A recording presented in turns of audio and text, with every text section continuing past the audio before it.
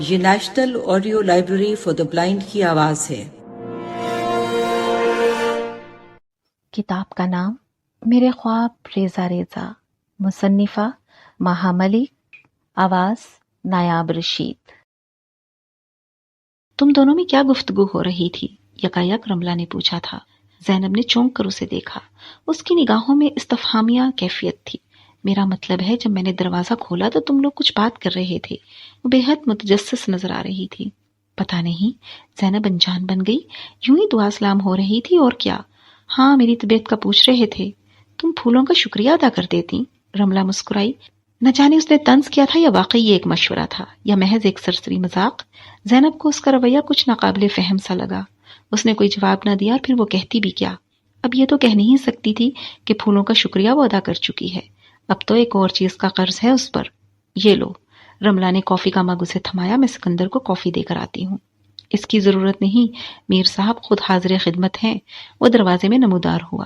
رملہ، تم سخت قسم کی نکمی ہو۔ صرف کافی کے 3 کپ تیار کرنے میں تم نے 25 منٹ لگائے ہیں۔ اگر تمہیں 3 آدمیوں کا لنچ تیار کرنا پڑ جائے تو؟ میری توبہ! رملہ نے اسے مگ تھماتے ہوئے سر ہلایا تھا۔ خدا نہ کرے جو مجھ پر ایسا برا وقت آئے۔ ملاتا ہوں کال تمہارے ہسبینڈ کو، بتاتا ہوں تمہاری ایول رپورٹ۔ سارے سال میں 10-12 کپس کافی اور 3-4 کپس چائے، یہی کوکنگ ہے تمہاری؟ زینب سے پوچھو۔ رملہ مسالے دار چپس چباتے ہوئے بولی تھی۔ اسے کتنی مرتبہ سوپ بنا کر دیا ہے؟ کتنی مرتبہ کھانا بنایا ہے اس کے لیے؟ کیوں زین، میں ایک بری کوک ہوں؟ نہیں، بری تو نہیں، لیکن میں یہ ضرور کہوں گی کہ میں تم سے اچھی کوک ہوں، زینب نے مسکرا کر کہا تھا۔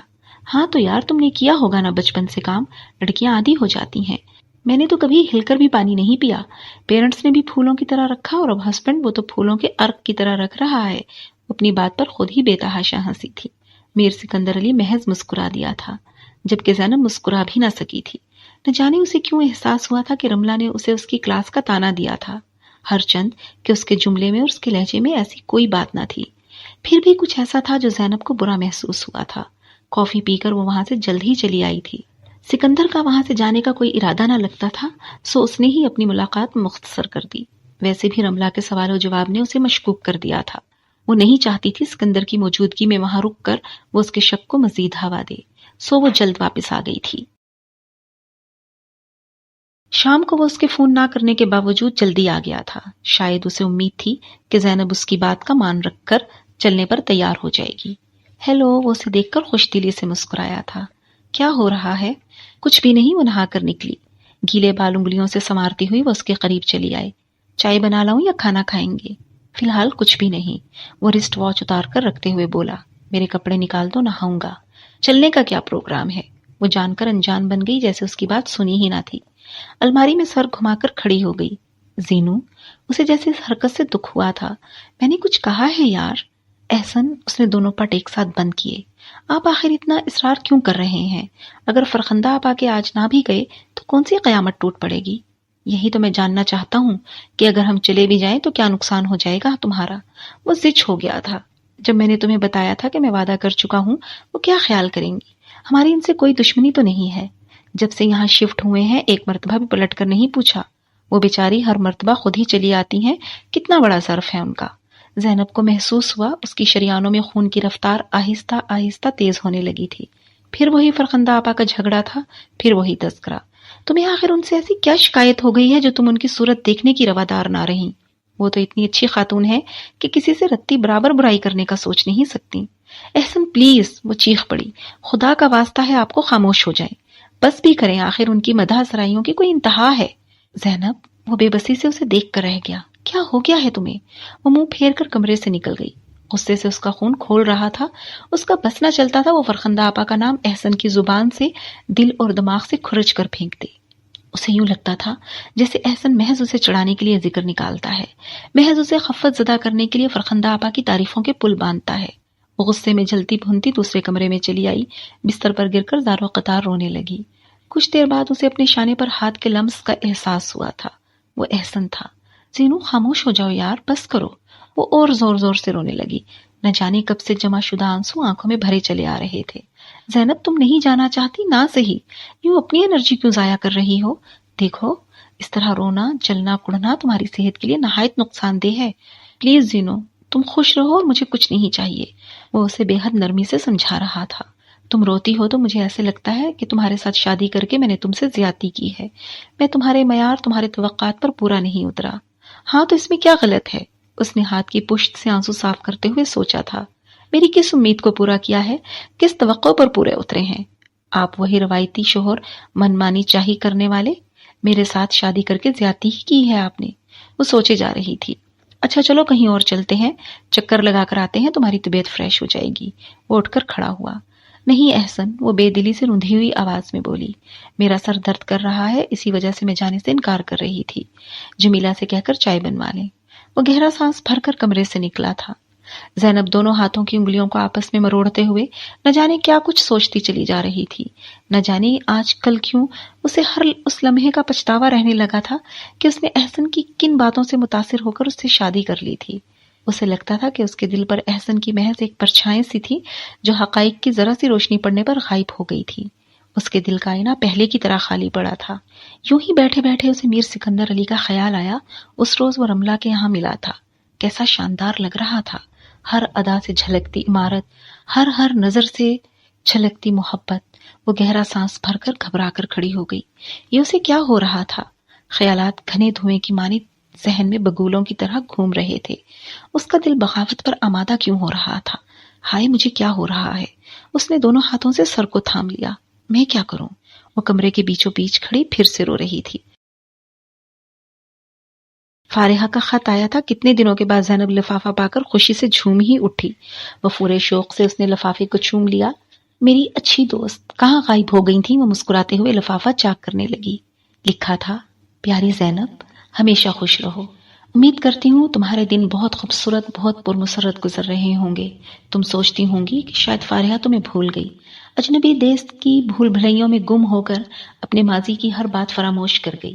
نہیں میری دوست، ایسا کچھ بھی نہیں۔ میں اجنبی دیس کی نہیں، اپنی ذات کی بھول بھلائیوں میں کچھ عرصہ بھٹک کر باہر نکلی ہوں تو ایسا لگتا ہے کہ میں وہی پہلے والی فارحہ ہوں۔ یہ درمیان کے کچھ سال جیسے آئے بغیر ہی گزر گئے۔ پچھلے کچھ دنوں سے تو یہ عالم ہے کہ میں ہر وقت، ہر لمحہ اپنے گھر، اپنے محلے اور اپنے کالج کی سڑکوں پر پھرتی رہتی ہوں۔ مجھے لگتا ہے کہ میں انگلینڈ میں نہیں، پاکستان میں ہوں۔ ایسے میں کوئی مجھے چونکا دے تو کتنی ہی دیر مجھے سمجھ نہیں آتا کہ میں در حقیقت کہاں ہوں۔ اسی صورتحال سے گھبرا کر سوچتی ہوں کچھ عرصے کے لیے واپس پاکستان چلی آؤں۔ اپنا ملک، اپنی سرزمین اور اپنے لوگ دیکھنے کے لیے میری آنکھیں ترس رہی ہیں۔ خاص کر تم مجھے بہت یاد آتی ہو۔ تم سے ملنے اور تادیر گفتگو کرنے کو جی مچلتا ہے، لیکن ہر بات بندے کے بس میں کہاں ہوتی ہے؟ تقدیر نے اگلی ملاقات کہاں، کس موڑ پر لکھی ہے، کسے خبر ہے؟ اور تم کیسی ہو؟ میرا بھانجا یا بھانجی یا جڑواں کیسے ہیں؟ تم ایسی بے مروت ہو، مجھے خط لکھ کر خبر تک نہیں دی۔ کم از کم اس کی کوئی تصویر ہی بھیج دو۔ اور تمہارے عاشق صادق کیسے ہیں؟ کیا بدستور عشق کی جولانیاں اسی عروج پر ہیں؟ کبھی سوچتی ہوں زینب تو خیال آتا ہے تم کس قدر خوش قسمت ہو۔ خدا نے تمہیں حسن، محبت، قدر، سکون، اطمینان، سبھی نعمتیں کتنی وافر مقدار میں نوازی ہیں۔ یہ سب نصیب کے کھیل ہوتے ہیں۔ میری تو یہی دعا ہے کہ خدا تمہیں اور خوشیوں سے نوازے۔ تم بھی میرے لیے دعا کرنا کہ اللہ مجھے سکون دے، اطمینان قلب عطا فرمائے۔ ہو سکے تو جواب دینا، تمہاری دوست فارحہ۔ خط پڑھ کر وہ کتنی دیر تک ساکت بیٹھی رہی۔ فارحہ کی تحریر میں نہ جانے کیسی خلش تھی جو سطر سطر سے جھانک رہی تھی، کیسی چبھن تھی جو دل تک محسوس ہوتی تھی۔ کیا فارحہ خوش نہیں ہے؟ اس نے سوچا۔ اس کے پچھلے خط سے بھی زینب نے یہی اندازہ لگایا تھا اور اس بار پھر وہ ایک الجھن میں مبتلا ہو چکی تھی۔ کیا کمی ہے فارحہ کی زندگی میں؟ اس نے سوچا۔ چاہنے والا جیون ساتھی، دولت کی فراوانی، سسرال کے جھگڑوں سے مکمل آزادی، نئی دنیا کا چارم، پھر بھی اسے میری قسمت پر رشک آتا ہے۔ ایسا ہے کیا میرے پاس جس پر کوئی رشک کر سکے؟ سچ ہے، دور کے ڈھول سہانے ہی لگتے ہیں۔ گہرا سانس بھر کر اس نے خط ایک طرف ڈال دیا۔ کچھ دن اسی طرح بے دلی کے سے عالم میں گزر گئے تھے۔ صبح سے شام اور شام سے صبح کرنے کے علاوہ اس کے پاس اور کوئی کام نہ تھا۔ اس روز وہ ذرا دیر تک سوئی تھی، اٹھ کر کمرے سے نکلی تو شام کے 6 بج رہے تھے۔ بی بی چائے لاؤں؟ جمیلہ فارغ بیٹھی تھی، اسے دیکھ کر پوچھنے لگی۔ ہاں اچھی سی۔ وہ وہیں بیٹھ گئی۔ بیل بجی تو وہ کتنی ہی دیر کسل مندی کے عالم میں بیٹھی انتظار کرتی رہی کہ شاید جمیلہ دروازہ کھول دے، لیکن جمیلہ کا ایسا کوئی ارادہ معلوم نہ ہوتا تھا۔ کچن سے بس دور اس کے گنگنانے کی آواز آ رہی تھی۔ زینب سستی سے اٹھ کر دروازے کی جانب بڑھی تھی۔ ارے آپ! احسن کو دیکھ کر اسے حیرت ہوئی، آج تو بڑی جلدی آ گئے ہیں۔ پھر مزید حیرت اسے احسن کے ہاتھوں میں پھولوں کو بکے دیکھ کر ہوئی۔ خیر تو ہے؟ Happy birthday to you. وہ اس پر جھک کر مسکرایا تھا۔ اوہ! وہ جھینک کر پیچھے ہوئی۔ کیا واقعی؟ ارے ہاں، مجھے تو یاد ہی نہیں تھا۔ تبھی یوں سوگواروں کا سہولیہ بنائے بیٹھی ہو۔ چلو نہاؤ، فٹافٹ اچھا سا میک اپ کرو، پیاری سی شکل نکالو، پھر کہیں گھومنے چلتے ہیں۔ اس نے پھول اسے تھمائے۔ پہلے یہ بتائیں میرا گفٹ کہاں ہے؟ وہ کمر پر ہاتھ رکھ کر لڑنے والے انداز میں بولی تھی۔ بس یہ پھول؟ میں خود سارے کا سارا تمہارا گفٹ ہوں۔ وہ سینے پر ہاتھ رکھ کر ذرا سا آگے کو جھکا تھا۔ جی نہیں، یہ گفٹ بہت پرانا ہو چکا ہے، ہر سال یہی ایک گفٹ پیش کر دیتے ہیں، اس مرتبہ مجھے کچھ بہتر گفٹ چاہیے۔ احسن ہنس پڑا۔ کچھ شرم کرو، شوہر نامدار کے متعلق یہ خیالات۔ اچھا اب جلدی سے تیار ہو جاؤ، وہی کپڑے پہننا جو میں تمہارے لیے لاہور سے لایا تھا، ساتھ موتیوں کا سیٹ۔ جو حکم سرکار، وہ ناز سے کہہ کر کمرے میں گھس گئی۔ آج کتنے لمبے عرصے کے بعد ایسے لمحات آئے تھے، زینب خوش تھی، دل و دماغ پر چھائے رنج و الم کے بادل جیسے یکدم ہی چھٹ گئے تھے۔ محبت کی چمکیلی دھوپ ہر طرف پھیلی ہوئی تھی۔ بلیک اور میرون کمبینیشن کا چنری سوٹ اس پر خوب سجا تھا، ساتھ ہم رنگ کھسے پاؤں کی شان بڑھا رہے تھے۔ وہ کمرے سے نکلی تو احسن چند لمحوں کے لیے اس پر سے نگاہ نہ ہٹا سکا۔ چلیے جناب، وہ اترائی۔ وہ مسکرایا اور گہری سانس بھر کر کھڑا ہو گیا۔ اس روز دونوں نے خوب انجوائے کیا تھا۔ شہر بھر کی سیر کے بعد ایک بہترین ریسٹورنٹ میں کھانا کھا کر وہ رات گئے لوٹے تھے۔ رملہ کے دروازے کے آگے سے گزرتے ہوئے زینب نے دیکھا سکندر علی کی لمبی چمکیلی گاڑی کھڑی تھی۔ اس کا مطلب تھا وہ رملہ کے یہاں موجود تھا۔ احسن، دونوں اپنے دروازے کے آگے اترے تو وہ بولی تھی، کتنا مزہ آتا ہمارے پاس بھی گاڑی ہوتی، بڑی شاندار سی، اس میں بیٹھ کر جہاں سے گزرتے لوگ رشک بھری نظروں سے ہمیں تکا کرتے۔ ہمیں یا ہماری گاڑی کو؟ وہ دروازہ ان لاک کرتے ہوئے مسکرایا۔ ایک ہی بات ہے، شاندار سی گاڑی ہوتی تو رشک تو ہم دونوں پر ہی کیا جانا تھا نا۔ اس نے منہ بنایا۔ جیسے سکندر صاحب کی ہے، رملہ کے برادر محترم کی، وہ قدرے طنز سے بولا تھا۔ زینب تھک رہ گئی، اسے توقع نہیں تھی کہ احسن ایسی بات کرے گا۔ اسے یہ بھی گمان نہ تھا کہ احسن نے رملہ کے دروازے کے سامنے کھڑی گاڑی پر اتنا غور کیا ہوگا۔ ہاں، وہ قدرے لاپرواہی سے بولی، آدمی وہ کیسا ہی سہی، گاڑی البتہ زبردست ہے۔ میں کپڑے بدل لوں؟ وہ باتھ روم میں گھس گیا تھا۔ وہ نچلا لب دانتوں تلے دبا کر رہ گئی۔ وہ رملہ کے گھر بیٹھی خوش گپیوں میں مصروف تھی جب جمیلہ چلی آئی تھی۔ بی بی، وہ احسن صاحب بلا رہے ہیں۔ احسن؟ اسے بے تحاشا حیرت ہوئی۔ خیر تو ہے، احسن اتنی جلدی کیسے چلے آئے؟ پھر اس نے گھڑی کی جانب دیکھا، صبح کے 11:15 بجے تھے۔ ابھی کچھ دیر قبل تو وہ اٹھی تھی، ناشتہ کر کے رملہ کی طرف چلی آئی تھی کہ پیچھے سے احسن کا بلاوا آ گیا۔ پتہ نہیں جی، شاید کچھ لینے آئے ہیں، جمیلہ نے لا علمی کا اظہار کیا۔ اچھا چلو چلتی ہوں۔ وہ اٹھ کھڑی ہوئی۔ کیا ہے زین؟ میں نے چائے کا پانی رکھا ہوا ہے، رملہ نے منہ بنایا تھا۔ پھر آؤ گی نا؟ دیکھتی ہوں، پتہ نہیں ہے احسن کو کیا کام پڑ گیا۔ وہ سوچتی ہوئی اس کے گھر سے نکلی گئی۔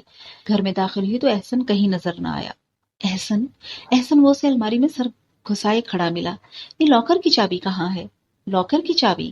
اس نے ایک لمحے کے لیے سوچا، پھر اس کا چہرہ سفید پڑ گیا۔ اسے یاد آیا تھا لاکٹ کو لاکر میں چھپا کر اس نے چابی میٹرس کے نیچے رکھ دی تھی۔ اتنے دنوں میں یہ بات جیسے فراموشی کر چکی تھی۔ ہاں ہاں بولو نا، مجھے جلدی ہے یار، 12 بجے تک دفتر واپس پہنچنا ہے، میرا ایک دوست انتظار کر رہا ہے۔ لیکن لاکر سے آپ کو کیا کام ہے؟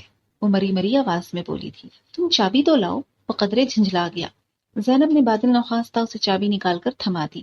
ایک دوست کو پیسوں کی شد ضرورت پڑ گئی ہے، وہ لاکر کھولتے ہوئے بتانے لگا۔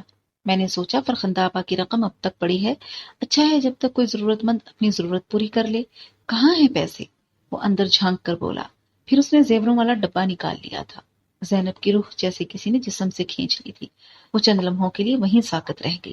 اسے یاد آیا تھا رقم واقعی اسی ڈبے میں تھی۔ احسن نے ڈبہ کھول کر دیکھا اور رقم نکال کر جیب میں رکھ لی۔ پھر وہ ڈبہ بند کرنے لگا۔ ارے، وہ یکایک ٹھٹکا تھا۔ یہ کس کا ہے؟ وہی ہوا جس سے وہ ڈر رہی تھی۔ ہیرے کا وہ خوبصورت لاکٹ اس کی انگلیوں کے درمیان جھول رہا تھا اور اس تفہامیہ نگاہوں سے زینب کی جانب دیکھ رہا تھا۔ چند لمحوں کے لیے وہ بری طرح سٹ پٹا کر رہ گئی تھی۔ فوری طور پر قطعی کوئی فیصلہ نہ کر پائی کہ اسے کیا کہنا ہے اور صورتحال سے کس طرح نمٹنا ہے۔ احسن اس کی طرف سے دھیان ہٹا کر لاکٹ کو غور سے دیکھ رہا تھا۔ وہ اس کے چہرے کے بدلتے رنگوں کو دیکھ نہ پایا۔ بہت قیمتی ہے۔ پھر وہ ستائشی لہجے میں بولا تھا۔ کس کا ہے زینب؟ اس کے سوال نے زینب کی مشکل کو آسان بنا دیا۔ رملہ کا۔ وہ جھٹ بول پڑی۔ اس روز وہ مجھے اتار کر دکھا رہی تھی، پھر ڈریسنگ ٹیبل پر ہی بھول گئی۔ میں نے اٹھ کر لاکر میں رکھ لیا۔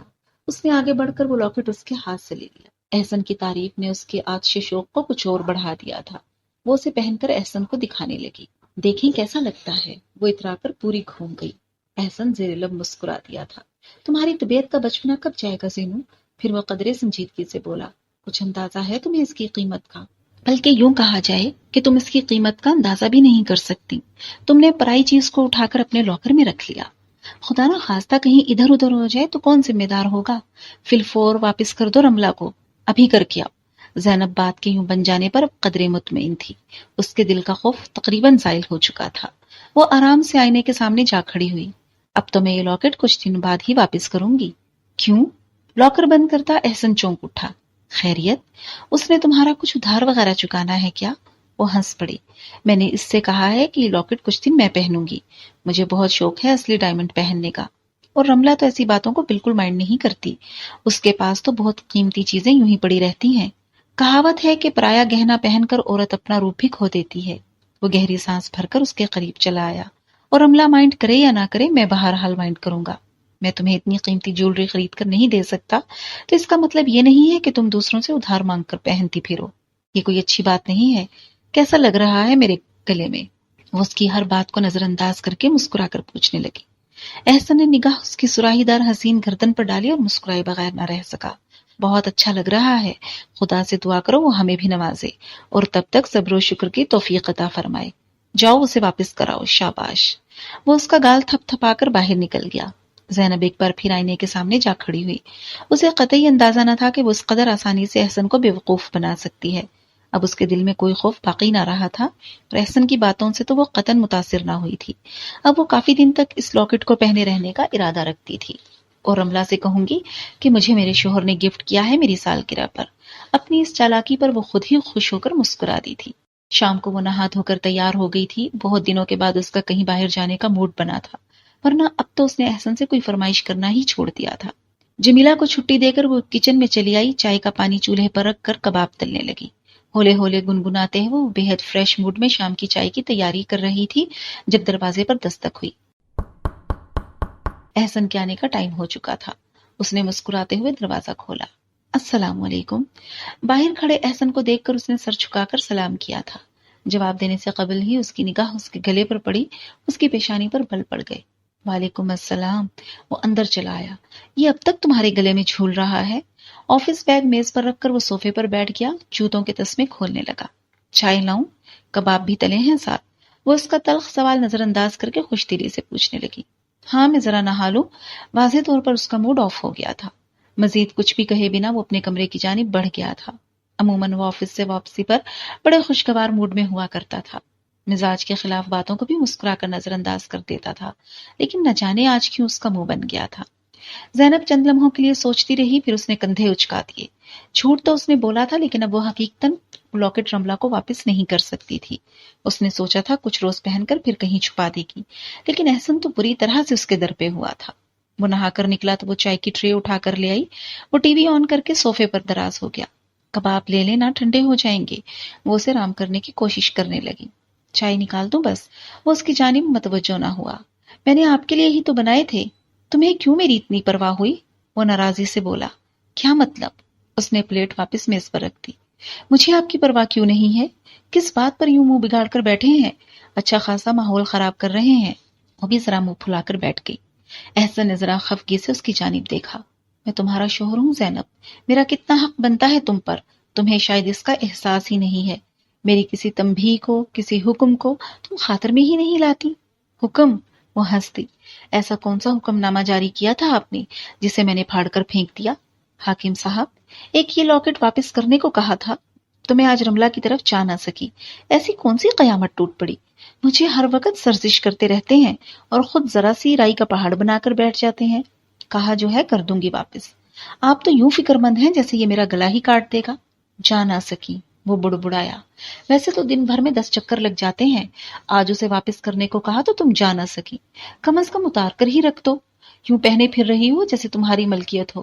جانتی ہو یہ اس کے شوہر نے اسے لا کر دیا ہوگا۔ تم اپنے گلے کی زینت بنا کر کتنا برا محسوس ہو رہا ہے مجھے۔ تمہیں اندازہ ہو جائے تو ابھی اسے اتار کر پھینک دو۔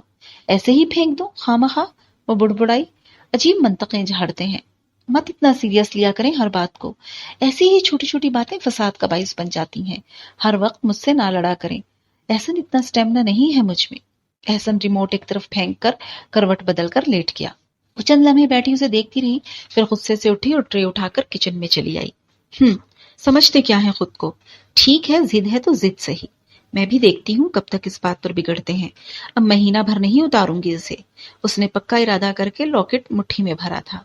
फिर शाम ढलने को थी जब वो सोकर उठा था। जैनब किचन में थी, रात के खाने के लिए रोटियां पका रही थी। एहसन ने किचन में दाखिल होते हुए एक निगाह उस पर डाली। वो खामोशी से रोटियां पकाती रही। वो चुपचाप कूलर की जानिब बढ़ गया। चाय ला दूं? पानी पीकर उसने कहा था। लहजा स्पाट सा था, ना नाराजी थी ना रजामंदी का इजहार। जैनब ने रोटियां कपड़े में लपेटी और केतली में पड़ी शाम की चाय गर्म करने लगी। चाय का कप भरकर उसने एहसन को थमाया तो वो गौर से उसे देखने लगा। क्या देख रहे हैं? वो वहीं बैठ गई। देख रहा हूं कि तुम बहुत नर्मो नाजुक सी लगती हो। फिर?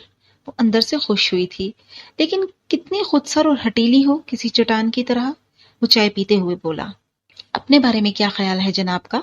वो सुलग ही गई थी। जैसा नजर आता हूं वैसा ही हूं। वो बिल्कुल स्पाट लहजे में बात कर रहा था। खुशफहमी, नीरी खुशफहमी। आप मुझसे पूछें कैसे हैं तो मैं बताऊं? वो उसे देखने लगा। प्याज जैसे हैं, खोल पर खोल उतरता चला जाता है और असल हाथ नहीं आता। मैं तो ये परतें उतार उतार कर थक गई हूँ। बड़ी बेनियाजी से कहकर वो टांगे हिलाने लगी थी। एहसन कुछ देर तक उसकी बात पर गौर करता रहा, फिर मुस्कुरा दिया। चलो, तुम बेहतरी की उम्मीद तो कर सकती हो। न जाने कौन सी परत असल निकले, लेकिन एक पथरीली चट्टान से मैं क्या उम्मीद रखूं? जैनब हवन्नाक बनी, उसकी बात का मतलब सोचती रही। मैं जरा काम से जा रहा हूँ। वो चाय का कप खाली करके उठ खड़ा हुआ था। घंटे में वापस लौटूंगा। दरवाजा लॉक कर लो। उंगलियों से बाल संवार कर वो कपड़े दुरुस्त करता बाहर की जानिब बढ़ गया। वो शाम से की गई अपनी तैयारी पर कफ अफसोस मलती रह गई। उस रोज इतवार था। वो दोनों ही काफी देर से उठे थे। नहा धोकर वो नाश्ते के इंतजार में बैठा था और जैनब जल्दी जल्दी चीजें ट्रे में रख रही थी। जमीला आज कपड़े धोने में मसरूफ थी, सो आज ये ड्यूटी जैनब ने अपने जिम्मे ले ली थी। आप कहीं जा रहे हैं? हाँ, उसने अखबार चेहरे के सामने से हटाकर साइड में रखा और स्लाइस उठाकर खाने लगा। कुछ काम है, हो सकता है देर भी हो जाए, लेकिन आज तो इतवार है, उसने एहतजाजन कहा था। कम से कम आज के दिन तो फारिग रहा करें। मेरा आमना से मिलने को जी चाह रहा था। तुम तैयार होती तो मैं छोड़ देता। उसने एक निगाह उसके मलगजे कपड़ों पर डाली। अब अगर तुम्हारी तैयारी का इंतजार किया तो मैं लेट हो जाऊंगा। मुझे एक आदमी से जरूरी मिलना है। नहीं, अभी नहीं, मैं तो शाम के लिए कह रही हूँ। 4 बजे तक आ जाएंगे? मैं तैयार रहूंगी। उसने नफी में सर हिला दिया। नामुमकिन। शाम कुछ दोस्तों के साथ प्रोग्राम है, तुम किसी और दिन रखो। मैं 7-8 बजे से पहले नहीं आ सकता। उसने कप खाली करके ट्रे में रखा और उठकर दरवाजे की तरफ बढ़ गया। दरवाजा लॉक कर लो। उसके जाने के बाद वो कितनी ही देर खड़ी दरवाजे की तरफ देखती रही। उसकी आंखों में आंसू आ गए थे। कितनी बेदर्दी से उसकी बात को रद्द कर गया था। है कौन मेरा इस दुनिया में? होंठों को दांतों से काटते हुए वो सोच रही थी। जैसा चाहे सलूक रवा रखें, जानते हैं ना कोई पूछने वाला नहीं है। काश मेरा भी कोई अपना होता। किसी से हाले दिल कह सकती। वो कुड़ती हुई किचन में चली आई थी। हेलो, क्या हो रहा है?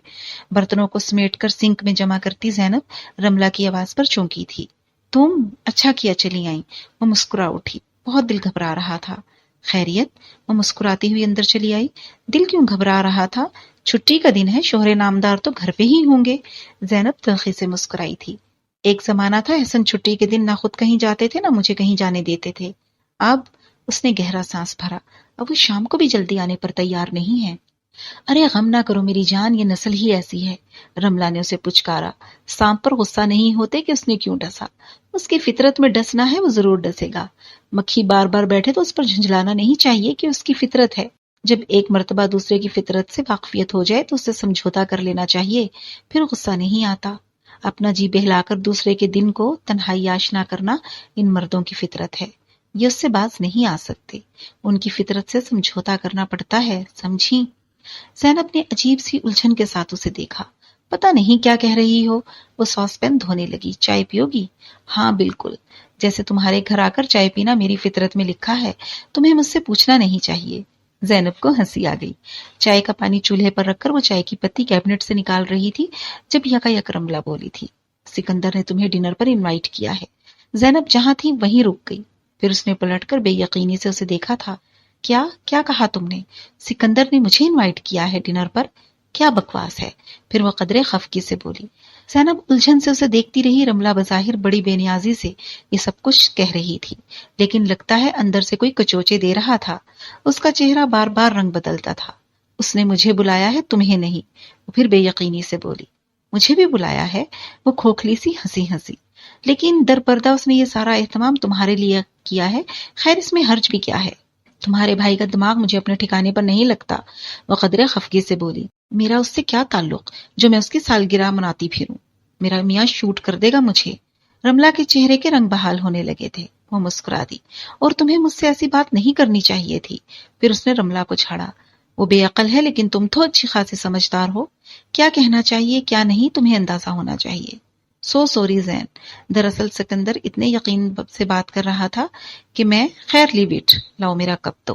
چائے پینے کا جی چاہ رہا ہے. اس نے جہازی سائز مگ اٹھا کر لبوں سے لگا لیا. زینب نے خفگی کا اظہار تو کر لیا تھا لیکن اندر سے وہ بالکل چور ہو رہی تھی. سکندر کا رملہ سے اس بارے میں یوں یقین سے کہنا اسے چور بنا ڈالنے کے لیے کافی تھا. اسے یوں لگ رہا تھا جیسے رملہ کو ہر بات کا علم ہو، جیسے وہ اسے ابھی تانا دے ڈالے گی کہ جب تم اس سے اتنا قیمتی تحفہ وصول کر سکتی ہو تو اس کی سالگرہ بھی منا سکتی ہو. میری سمجھ میں نہیں آ رہا آخر تمہارے بھائی کو سوجھی کیا. وہ ایک بار پھر دل کا بوجھ ہلکا کرنے کی خاطر بولی تھی. میرے اس سے کون سے ایسے دوستانہ روابط ہیں جو وہ مجھے انوائٹ کرے. یوں ہی ایک آدھ مرتبہ تمہاری نسبت سے ملاقات ہو گئی ہے. میں اسے خوب سناؤں گی. رملہ مسکرائی تھی. شاید وہ مجھے بے وقوف بنا رہا تھا. اور تم بن بھی گئی. اچھا میں چلتی ہوں. پھر رملہ کپ خالی کر کے کاؤنٹر پر رکھتے ہوئے بولی. آج اماں کی طبیعت ٹھیک نہیں ہے، گھر کا کچھ کام کروں گی. تم جاؤ گی شام کو؟ وہ یوں ہی سرسری سے انداز میں بولی تھی. ہاں شاید، بلکہ یقیناً. وہ سوچ کر بولی. سکندر کہہ رہا تھا لینے آئے گا. ویسے اگر تم چلنا چاہو تو کچھ حرج بھی نہیں. میری طرف سے دعوت سمجھ کر چلو. اب کہ وہ بڑے پرخلوص انداز میں کہہ رہی تھی. نہیں اچھا نہیں لگتا. وہ رواداری سے مسکرا دی. اچانک ہی رملہ کی نگاہ اس کے دوپٹے میں سے جھانکتے لاکٹ پر پڑی. زین. اس نے ہاتھ بڑھا کر اس کا دوپٹہ ہٹا دیا. یہ؟ وہ ہکلا کر رہ گئی تھی. زینب بھی ایک لمحے کو گڑبڑا گئی. ہاں کیا ہوا؟ یہ اصلی ہے نا؟ احسن لائے تھے میری سالگرہ پر. وہ جلدی سے بول پڑی. واہ بڑے امیر ہیں تمہارے احسن صاحب. وہ کچھ سوچتے ہوئے بولی تھی. بڑے قیمتی تحفے دیتے ہیں بیگم کو. زینب عجیب سی مسکراہٹ کے ساتھ اسے دیکھ کر رہ گئی. رملہ نے گہرا سانس بھرا تھا. چلتی ہوں. خدا حافظ. وہ اسے چھوڑنے دروازے تک آئی تھی. آدمی ہے کہ الجھن ہے. پھر وہ بڑبڑاتی ہوئی اندر چلی آئی. ہر موڑ پر میرے لیے کوئی مشکل کھڑی کر دیتا ہے، میرے لیے ایک معمہ بنا دیتا ہے صورتحال کو. وہ کچن میں گھسی تھی. شام تک جمیلہ بھی چلی گئی. وہ اکیلے گھر میں اداسی سے پھرتی رہی. نہ جانے زندگی کو کیا ہو گیا تھا. ہر امنگ، ہر خوشی، ہر تمنا جیسے روٹھتی جا رہی تھی. ایسے ہی چلتے چلتے وہ ذرا دیر کو ڈریسنگ ٹیبل کے سامنے جا کر رکی تھی. اپنا تھکا ہوا وجود دیکھ کر اس کی مایوسی میں مزید اضافہ ہو گیا. وہ شادی سے پہلے والی زینب شاہ کو کھوجنے لگی، تازہ دم اور زندگی سے بھرپور، جس کے رخساروں کی تمازت چاند سورج کو ماند کرتی تھی، جو ہر دم اجلی اجلی نکھری نکھری رہتی تھی، جسے اپنی آئندہ زندگی سے بہت سی توقعات، بہت سی امیدیں تھیں. اور یہ زینب شاہ جو اس وقت آئینے کے سامنے تھی، یہ تو کوئی اور تھی. زرد، تھکی ماندہ، آنکھوں کے نیچے سیاہ حلقے اور رخساروں پر نمایاں ہوتی کمزوری کی لکیریں. اس کا لباس ملگجا ہو رہا تھا اور بال چٹیا سے نکل کر چہرے اور گردن سے چپکے ہوئے تھے. کتنی ہی دیر وہ اپنا عکس دھندلائی ہوئی آنکھوں سے دیکھتی رہی تھی. کال بیل کی آواز نے اسے اس کے خیالات کی دنیا سے کھینچ نکالا. دیوار گیر گھڑی پر ایک نگاہ ڈال کر وہ دروازے کی سمت بڑھی. ہیلو. باہر رملہ کھڑی تھی. سبز رنگ کے قیمتی لباس میں وہ بہت اچھی لگ رہی تھی. زمرد کا سیٹ لباس کا ہم رنگ تھا اور عجب بہار دکھلا رہا تھا. سلیقے سے بنائے ہوئے بال اور نفاست سے کیا گیا میک اپ اسے بڑا باوقار بنا گیا تھا. وہ اس قدر اچھی لگ رہی تھی کہ زینب کافی دیر تک اسے دیکھتی ہی رہی. اس سے کچھ بولا نہ جا سکا. اندر آ سکتی ہوں؟